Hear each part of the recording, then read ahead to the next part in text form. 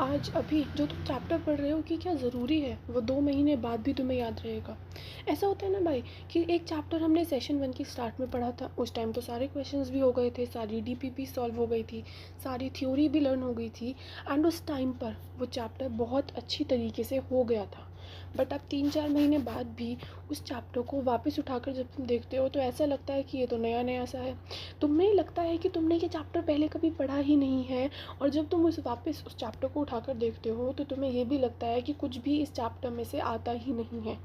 और इसके पीछे का जो रीज़न है वो ये है कि तुम्हारा जो रिवीजन है वो नहीं हुआ था, और ये बात तुम भी जानते हो कि इसके पीछे सिर्फ एक ही रिवीजन का रीज़न है। बट यार सबसे बड़ा पॉइंट तो ये है कि ये रिवीजन होता क्या है एग्जैक्टली। क्या रिवीजन का मतलब होता है कि वापस से उस सारे पुराने नोट्स को याद करना जो 100 पेजेस के नोट्स बनाए थे, या फिर उनको वापस से रटना, उन 100 पेजेस के नोट्स को बार बार वापस वापस रटना। क्या रिवीजन का मतलब ये होता है कि तुम वापस से उन सारे क्वेश्चंस को जो 500 क्वेश्चंस हमने उस टाइम किए थे उसको वापस से करें। या रिवीजन का मतलब ये होता है कि वापस से हम उन वीडियो लेक्चर्स को देखें उस टाइम जो हमने देखे थे। So today's video covers all this कि एग्जैक्टली रिवीजन का मतलब क्या होता है। So hello everyone, this is Bhumi, first year BTech student at DTU, and if you don't know me, so I am your Dee who shares all the study tips, who shares JEE preparation strategy, and मैंने अपने खुद के JEE preparation के time पे जो मैंने notes बनाए थे मैं वो भी इस चैनल पे डालती रहती हूँ। तो यार देखो, इस वीडियो में हम दो चीज़ें कवर करेंगे। सबसे पहले कि तुम कैसे अपने पिछले चैप्टर्स को रिवाइज़ करोगे, और ऑल्सो कैसे तुम अपनी पिछली मिस्टेक्स को ठीक कर सकते हो। अब कौन सी मिस्टेक्स? तो मिस्टेक्स का मतलब ये है कि कुछ चैप्टर्स होते हैं ना जो तुम्हारे छूट जाते हैं किसी रीज़न की वजह से। उस टाइम या तो टीचर ने वो अच्छे से नहीं पढ़ाया या फिर तुमने अच्छे से नहीं पढ़ा, कोई भी रीज़न हो सकता है, और आज वो चैप्टर तुम्हें 0 लेवल पर आता है। तो हम उन सब चैप्टर्स को कैसे कवर कर सकते हैं? वो जो चैप्टर्स तुम्हारे लिए आज एक बहुत बड़ा बर्डन बन चुके हैं और एक बहुत बड़ा बोझ लगने लगते हैं, और उन्हीं चैप्टर्स को हम थोड़ी फैंसी लैंग्वेज में बैकलॉग्स बोलते हैं। तो देखो, सबसे पहले मैं बैकलॉग्स बताऊंगी कि कैसे तुम्हें अपने बैकलॉग्स कवर करने हैं, एंड फिर हम रिविजन पर आएंगे क्योंकि ये दोनों चीज़ें जो है वो इंटरलिंक्ड है। तो देखो, सबसे पहली चीज़ बैकलॉग्स में अगर हम देखें तो पिछली एक बात ध्यान रखना कि इस टाइम जो तुम्हारा चैप्टर चल रहा है, जो भी सब्जेक्ट है जिसमें जो भी लेक्चर चल रहा है, वो सबसे इम्पॉर्टेंट है। तो हम बात करते हैं, सबसे पहले मैं आती हूँ इस चीज़ पे कि रिवीजन करना ही क्यों है, क्या ज़रूरत है रिवीजन करने की, क्यों रिवीजन पर इतना ज़्यादा एम्फेसाइसिस डाला जाता है। जब भी तुम किसी भी टॉपर से या किसी से भी बात करो तो एवरीबडी इज़ लाइक कि बहुत बड़ी मिस्टेक होती है जब आप रिवाइज़ नहीं करते। तो हमें रिवाइज़ करना ही क्यों है? तो सबसे पहले हम यही चीज़ देखते हैं कि रिवीजन करना ही क्यों होता है, क्या इंपॉर्टेंस है, क्या नीड है रिवीजन की। तो देखो, ये जो बात है, अगर मैं तुम्हें बहुत ही रटाया सा आंसर दूँ तो मैं कहूँगी कि तुम्हारा जो टॉपिक है, तुम्हारा टॉपिक बहुत ज़्यादा स्ट्रॉन्ग हो जाएगा, तुम्हारे क्वेश्चन सॉल्व होने लग जाएंगे और ये सारी चीज़ें। लेकिन जो एक इम्पॉर्टेंट चीज़ आती है, जो एक एक्चुअल रीज़न पॉइंट अगर मैं तुम्हें बताऊँ तो वो ये है, इसके पीछे एक स्टोरी है। देखो, मान लो तुमने कोई चैप्टर पढ़ा है, XYZ चैप्टर, उस चैप्टर को तुमने आज पढ़ा, तो वो नया नया चैप्टर है, उसके सारे क्वेश्चंस बन रहे हैं, तुम्हें वो चैप्टर समझ में आ गया, उसकी थ्योरी बन रही है, लेक्चर्स के साथ क्वेश्चंस भी बन जाते हैं, JEE लेवल के, बोर्ड्स लेवल के, एडवांस लेवल के सारे क्वेश्चंस बन जाते हैं। लेकिन जैसे ही हमने ये चैप्टर फिनिश किया, फिर हम आते हैं नेक्स्ट चैप्टर पर। अब हम आए चैप्टर 2 पर। चैप्टर 2 हुआ, उसके बाद हम चैप्टर 3 पर आए, और ये सीरीज़ कंटिन्यू होती है, और ऐसे ऐसे एक पाइल बन जाता है। एक बुक्स का पाइल तुमने देखा है कैसे होता है, एक के ऊपर एक के ऊपर एक, ऐसे ही एक सीरीज़ बन जाती है सभी चैप्टर्स की। और धीरे धीरे हम वो पुराने चैप्टर्स जो हमने अब तक पढ़े थे, वो चैप्टर जो थोड़े दिनों पहले, कुछ महीनों पहले, कुछ दिनों पहले तुम्हारा बहुत स्ट्रॉन्ग चैप्टर था, तुम्हें बहुत कॉन्फिडेंस था, तुम्हें लगता था इसके तो क्वेश्चन भी बन गए, ये समझ में भी आ गया, वो चैप्टर तुम भूलने लगते हो, तुम्हारी मेमोरी में से वो ब्लर हो जाता है। तो यही रीज़न है कि रिवीजन की क्या इंपॉर्टेंस है, और यहीं से तुम्हें रिवीजन की इंपॉर्टेंस समझ में आती है। And I am pretty sure कि तुम में से भी मैक्सिमम स्टूडेंट्स इस चीज़ को ऑब्जर्व करते होंगे, और इसी रीज़न से हम हमेशा से JEE प्रिपरेशन में रिवीजन पर बहुत ज़्यादा इम्फेसिस डालते हैं। जब हम किसी टॉपिक के साथ काफ़ी टाइम तक टच में नहीं रहते, और जब हम वापस जाकर देखते हैं तो वो हमें भूली भूली सी लगती है, वो पूरा चैप्टर, वो सारी थ्योरी हमें बिल्कुल ब्लर लगती है। तो इसीलिए ये तो हो गया पहला रीज़न। अब दूसरा रीज़न क्यों ज़रूरी है रिवीजन, वो ये है कि मान लो मैंने कोई चैप्टर 1 पढ़ा उसमें कोई कॉन्सेप्ट पढ़ा, और बहुत चांसेस होते हैं कि वो जो कॉन्सेप्ट है वो चैप्टर 3 चैप्टर 4 में भी लग रहे होते हैं। Yes, they have maximum chances. तुमने भी देखा होगा पिछले कॉन्सेप्ट्स आगे यूज़ होते हैं। अब होता क्या है कि पिछले कॉन्सेप्ट्स तो हमें समझ में नहीं आया था या हमें याद नहीं हुआ था, हमने उसको रिवाइज़ नहीं किया था, तो हम क्या सोचते हैं कि अभी इसे छोड़ो और हम आगे का पढ़ते हैं। हम आगे का पढ़ते रहते हैं और अल्टीमेटली क्या होता है कि आगे के कॉन्सेप्ट्स भी अब उस कॉन्सेप्ट की वजह से हमारे वीक हो जाते हैं। तो हमारा पिछला बैकलॉग तो था ही, वो जो हमने छोड़ा था, अब हम क्योंकि नया वाला भी पिछले वाले की वजह से नहीं पढ़ पाए, वो हमारा नया बैकलॉग भी क्रिएट हो गया। और ये एक इनफाइनाइट लूप है जो चलता ही रहता है। एक छोटी सी बात है कि वहाँ पर जो पढ़ा था, अगर हम उसको आज रिवाइज़ कर लेते तो आगे के चैप्टर्स भी अच्छे होते, नहीं तो उसको भी हमने वेस्ट कर रहे हैं, हम पिछला भी वेस्ट कर रहे हैं अपना पिछली गलती के चक्कर में, और आगे का भी वेस्ट कर रहे हैं। अब आते हैं हमारे तीसरे रीज़न पे। तीसरा रिविज़न क्यों इम्पॉर्टेंट है, ये सबसे इंटरेस्टिंग है। सबसे इंटरेस्टिंग पॉइंट ये है कि हम जब एक जेई की प्रिपरेशन कर रहे होते हैं ना, जब हम किसी भी कॉम्पिटिटिव एग्ज़ाम की, स्पेशली जेई की प्रिपरेशन कर रहे होते हैं, तो क्या होता है कि जब हम एग्ज़ाम्स आने वाले होते हैं तो हमारे अंदर एक एंग्जाइटी होने लगती है। हमें क्या लगता है कि एक्चुअली हमें बहुत सारे डाउट्स होते हैं कि क्या मेरा टॉपिक प्रिपेयर भी है। तुम्हें लगता है कि क्या मैंने सही भी पढ़ा है या मुझे याद भी है, कहीं ऐसा तो नहीं होगा एग्ज़ाम में जाने से पहले मैं वो सब कुछ भूल जाऊँ जो मैंने पढ़ा था। तुम्हें कॉन्फिडेंस नहीं होता और तुम अपनी प्रिपरेशन पर डाउट करते हो, और यही चीज़ हमें एंग्जाइटी देती है हमारे एग्ज़ाम्स के टाइम पर। और एंग्जाइटी बनती है क्योंकि हम श्योर ही नहीं हैं कि हमें वो टॉपिक आता है या नहीं आता, हमें उस टॉपिक पर कॉन्फिडेंस नहीं है। और ये एंग्जाइटी इस तरीके से हट सकती है, और इस एंग्जाइटी को हटाने का सिर्फ एक ही तरीका है, दैट इज़ रिविजन। बार बार तुम अपने टॉपिक को जब 3-4 बार पढ़ लेते हो, 1 बार 2 बार 3 बार, तो अंदर से कॉन्फिडेंस और एक क्लैरिटी आती है। तुम्हें सेटिस्फैक्शन फील होता है कि हाँ, ये टॉपिक मेरा कवर हो गया है, जो भी XYZ टॉपिक था। तुम्हें लगता है कि हाँ, ये टॉपिक मेरा ख़त्म हो चुका है और अब मैं अगले टॉपिक पर जा सकता हूँ या मैं अब एग्ज़ाम में जा सकता हूँ। I am capable to go to the exam. तुम एग्ज़ाम सेंटर पर वही कॉन्फिडेंस लेके जाते हो जब तुम एक टॉपिक को 3-4 बार रिवाइज़ कर लेते हो, क्योंकि तुम्हें लगता है कि हाँ, रिविजन 1 में इतना आता था, रिविज़न 2 किया मैंने, फिर रिविज़न 3 किया, तो अब मेरा वो पूरा टॉपिक प्रिपेयर है और वो प्रिपेयर हो जाता है। सो ये तो बात हुई कि रिविज़न क्यों इम्पॉर्टेंट है। अब बात करते हैं कि रिविज़न करनी कैसे है। How to start revision and when to start revision. How and when about revision. तो कोई भी चीज़ ना, तो मेरे ओपिनियन में कोई भी नई चीज़ या कोई भी कॉम्प्लेक्स चीज़ को स्टार्ट करना सबसे डिफ़िकल्ट होता है, क्योंकि हमें हैबिट बन चुकी है हर चीज़ को प्रोक्रेस्टिनेट करने की। हमें लगता है कि रिवीजन ही तो है, आज छोड़ो कल कर लेंगे। जब हम ये भी सोचते हैं कई बार कि अच्छा रिवीजन करना है ना, तो एक काम करते हैं, जब मेरा ये वाला चैप्टर फिनिश हो जाएगा तब रिवीजन करूँगा, या अच्छा फिज़िक्स में पहले वो चैप्टर ख़त्म कर लेते फिर रिवीजन करूँगा। एक काम करते हैं, केमिस्ट्री में जब ऑर्गेनिक पूरी ख़त्म हो जाएगी तब ऑर्गेनिक का रिवीजन करूँगा। और ऐसे ऐसे वो चीज़ हम करते जाते हैं, हम प्रोक्रेस्टिनेशन करते जाते हैं, और वो दिन कभी भी नहीं आता। किसी का नहीं आया वो दिन और तुम्हारा भी नहीं आएगा। ट्रस्ट मी, जेई का सिलेबस इतना वास्ट है कि एग्ज़ाम से एक दिन पहले भी हमें यही लगता है कि यार वो टॉपिक रह गया, और सिलेबस तो 100% कभी ख़त्म ही नहीं होगा। So if you are waiting कि एक बार सारा सिलेबस कवर कर लें तो रिवीजन स्टार्ट करेंगे, तो तुम कभी भी रिवीजन स्टार्ट नहीं कर पाओगे। रिवीजन स्टार्ट करने का बेस्ट टाइम है आज, अभी और इसी वक्त। यस, भले ही तुम्हारी 11th वेस्ट है, 11th ठीक है, 12th कैसी भी है, तुम्हारी 12th अच्छी है बेकार है, तुम्हारे कुछ टॉपिक्स छूटे हुए हैं, बहुत सारा बैकलॉग है, कुछ भी है, आज के टाइम में तुम्हारा जितना सिलेबस हुआ है, तुमने अगर एक चैप्टर भी पढ़ा है तो उस चैप्टर को रिवाइज़ करो।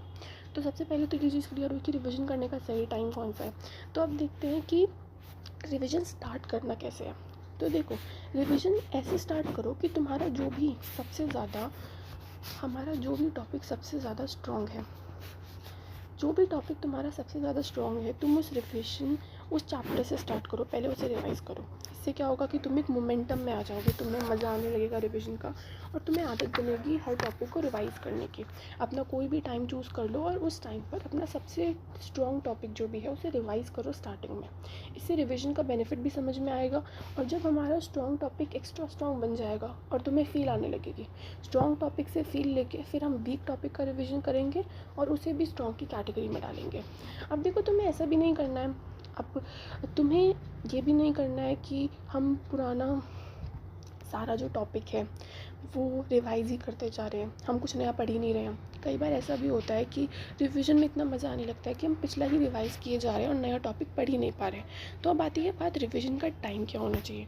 Now I am coming to the point कि रिवीजन किस टाइम पर करना चाहिए। तो यार देखो, कभी भी रिवीजन करो अपने प्राइम टाइम में, मत करना। Never do revision in your prime time. Prime time से मेरा क्या मतलब है, इट कुड भी सुबह का टाइम। कुछ लोगों के लिए प्राइम टाइम उनका सुबह का टाइम होता है जब आप उठते हैं। फॉर एग्जांपल मेरे लिए वो सुबह का टाइम होता था। जब भी आप उठते हैं तो या तो वो टाइम हो सकता है या आपका प्राइम टाइम हो सकता है जब आप कोचिंग से वापस आके घर पे पढ़ने बैठते हैं। तो जब भी आपका प्राइम टाइम होता है तो आपको वहाँ पे रिविज़न नहीं करना है।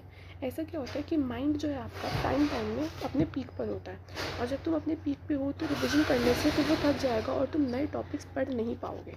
तो सबसे पहले अपने वो टॉपिक्स जो करंटली स्कूल में या कोचिंग में चल रहे हैं उन्हें पढ़ो। देन एक फ़िक्स टाइम रोज़ रिविज़न को देना है। हाँ, अगर एग्ज़ाम पास है तो तुम रिविज़न कर लो अपने प्राइम टाइम पे, अदरवाइज़ नहीं करना है। और यार एक और मिस्टेक जो तुम्हें नहीं करनी है वो ये है, जो 99% लोग करते हैं, वो ये है कि रिविज़न के टाइम पर एक ही थ्योरी को बार बार अलग अलग तरीके से रिवाइज़ करना। अलग अलग बुक्स से, अलग अलग नोट से, अलग अलग टीचर से एक ही थ्योरी को बार बार पढ़ते जाना।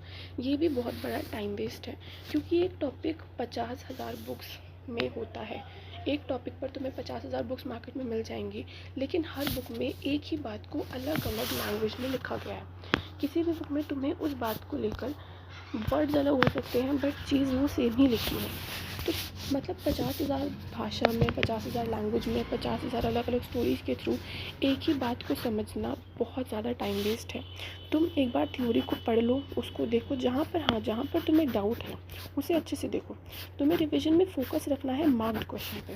तो मतलब ये आई एम प्रीटी श्योर तुम भी यही करते होंगे कि जब हम कोई क्वेश्चन सॉल्व करते हैं या कोई भी टॉपिक हम पढ़ रहे हैं तो उस टॉपिक में कुछ ऐसे क्वेश्चंस होते हैं जो हमें समझ नहीं आए होते, या हमें वो क्वेश्चन थोड़े लेंथी लग रहे होते हैं, या वो क्वेश्चन में हमें डाउट रह जाता है और हम उस क्वेश्चन को उसी टाइम पर मार्क कर देते हैं।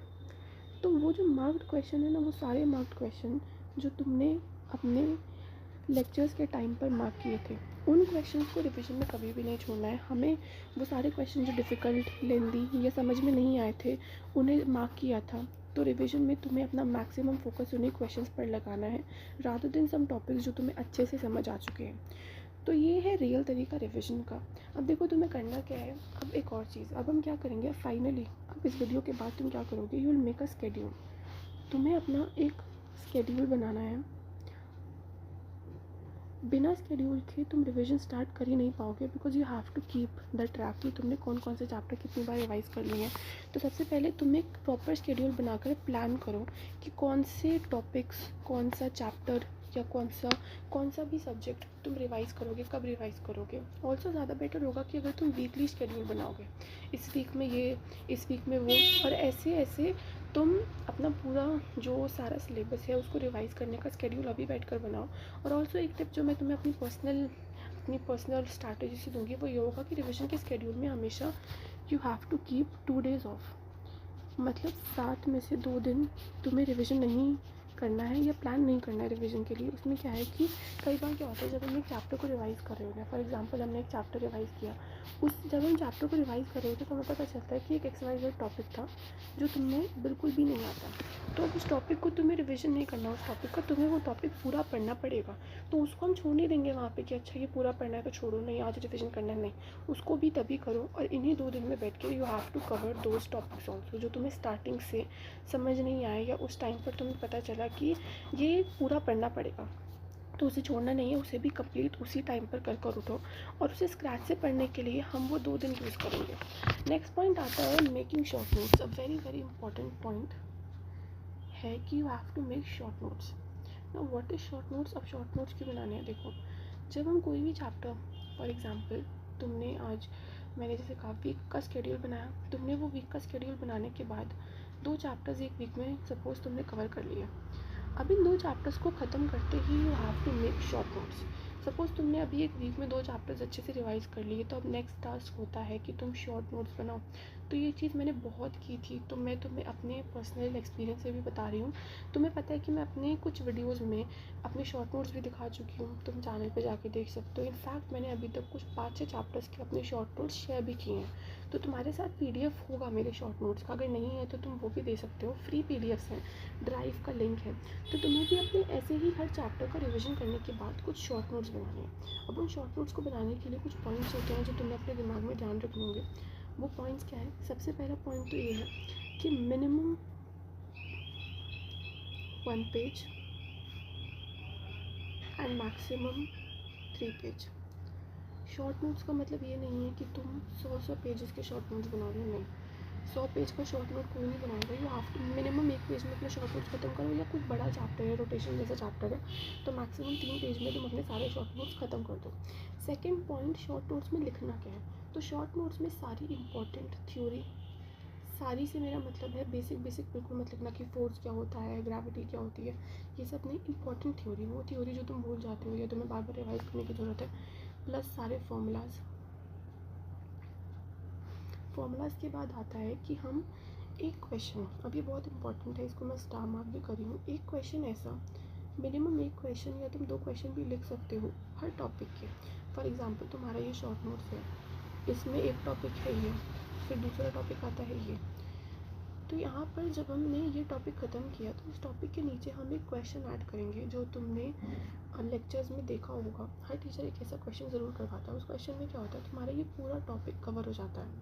एक क्वेश्चन जिसमें इस टॉपिक से कैसे क्वेश्चंस बन सकते हैं, वो सारे क्वेश्चन कवर होते हैं। फॉर एग्जांपल अगर हम बात करें इलेक्ट्रोस्टैटिस्टिक्स में इलेक्ट्रिक फील्ड की, तो तुम एक ऐसा क्वेश्चन ले लो जिसमें सारी इलेक्ट्रिक फील्ड के क्वेश्चंस बन रहे हैं, इलेक्ट्रिक फील्ड के सारे फॉर्मूलाज कवर हो रहे हैं। तो तुम्हें ऐसा कोई भी क्वेश्चन हर टॉपिक के बाद करना है। तुम 2 क्वेश्चन भी कर सकते हो अगर टॉपिक ज़्यादा बड़ा है तो ये हो गई तीसरी पॉइंट कि 1 क्वेश्चन या 2 क्वेश्चन हम उसके कवर करेंगे।